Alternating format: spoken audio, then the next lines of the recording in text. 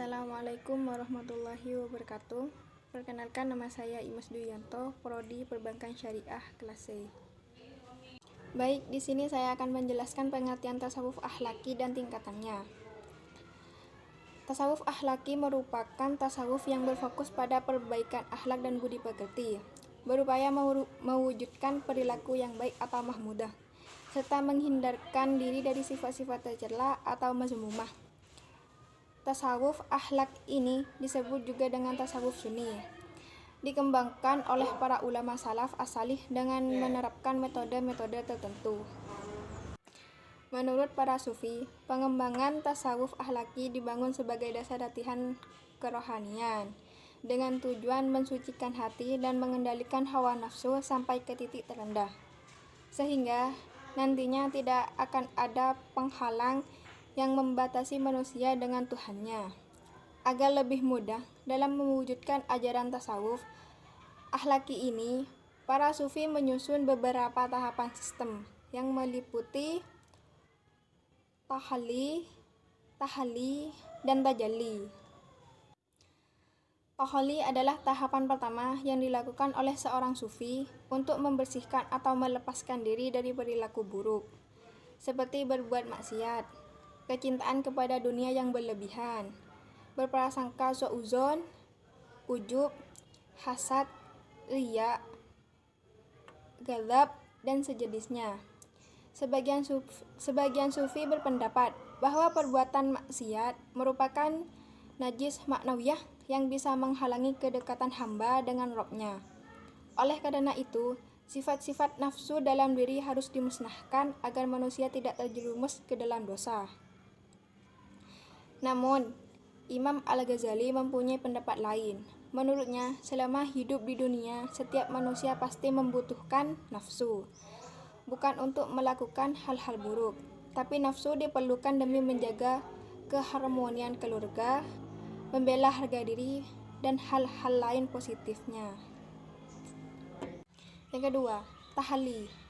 Setelah membersihkan diri dari perbuatan-perbuatan tercela, tahapan berikutnya yang perlu dilakukan adalah pengisian jiwa atau disebut tahalli.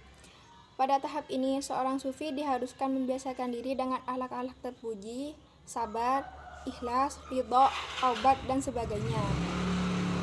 Selain itu, juga menjalankan ketentuan syariat agama seperti sholat, puasa, zakat, membaca Al-Quran, dan berhaji bila mampu. Dengan demikian, apabila seseorang telah terbiasa melakukan perbuatan-perbuatan mulia, taat dan beriman kepada Allah Subhanahu wa Ta'ala, maka lama-kelamaan hati pun akan menjadi bersih. 3. Tajalli. Tahap yang terakhir adalah tajalli, yang berarti tersingkapnya nur gaib.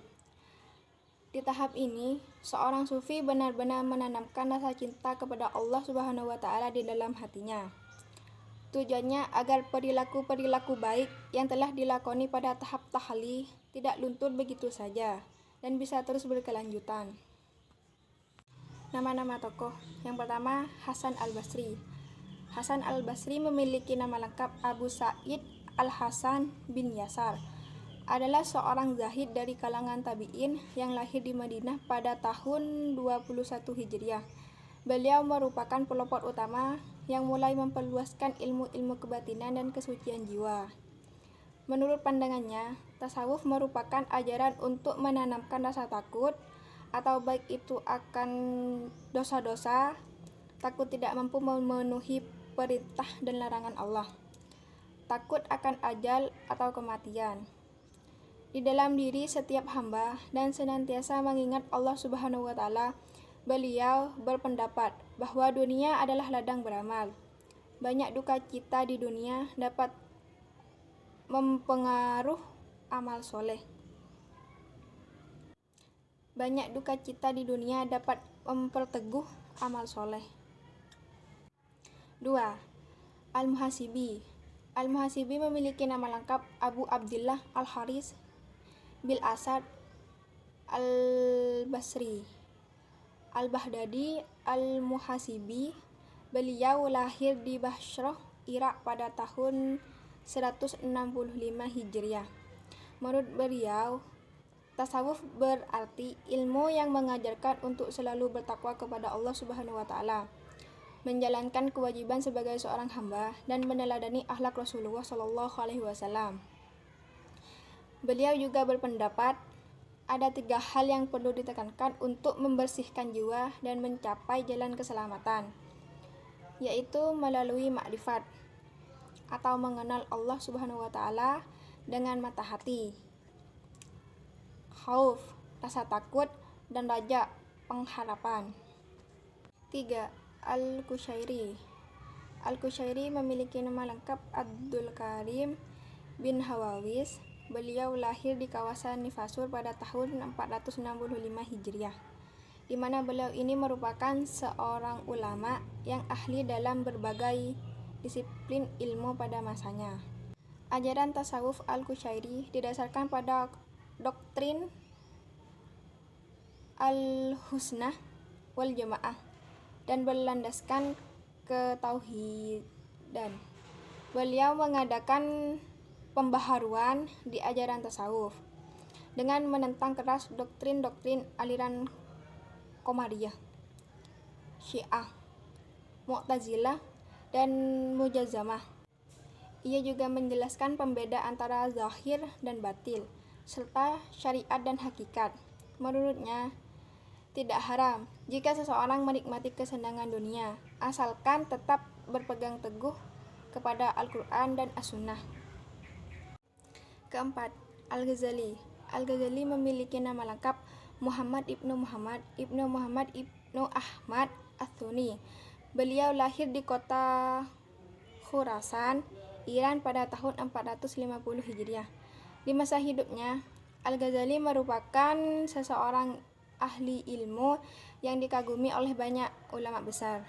Beliau juga dikenal sebagai seorang sufi, filosof, fuqaha atau ahli fikih, dan mutakallim. Beliau juga memiliki banyak gelar, salah satunya Hujjah al-Islam yang diperolehnya dari kerajaan Bani Saljuk. Seperti halnya Quraisy, Al-Ghazali juga berupaya mengembalikan ajaran tasawuf yang sesuai syariat agama dan bersih dari aliran-aliran asing yang menyesatkan Islam. Dengan berpedoman pada Al-Quran dan As-Sunnah, tasawuf Al-Ghazali lebih kepada penekanan pendidikan moral, di mana seseorang dianjurkan memperdalam ilmu akidah dan syariat terlebih dahulu sebelum mempelajari ketasawufan. Itulah sedikit ulasan yang mengenai ajaran tasawuf akhlaki. Yang perlu kita pahami bahwa memang penting bagi seseorang hamba mendekatkan diri kepada Allah Subhanahu wa taala. Namun, bukan berarti kita melalaikan urusan di dunia. Sekian dari saya, kurang lebihnya mohon maaf. Wassalamualaikum warahmatullahi wabarakatuh.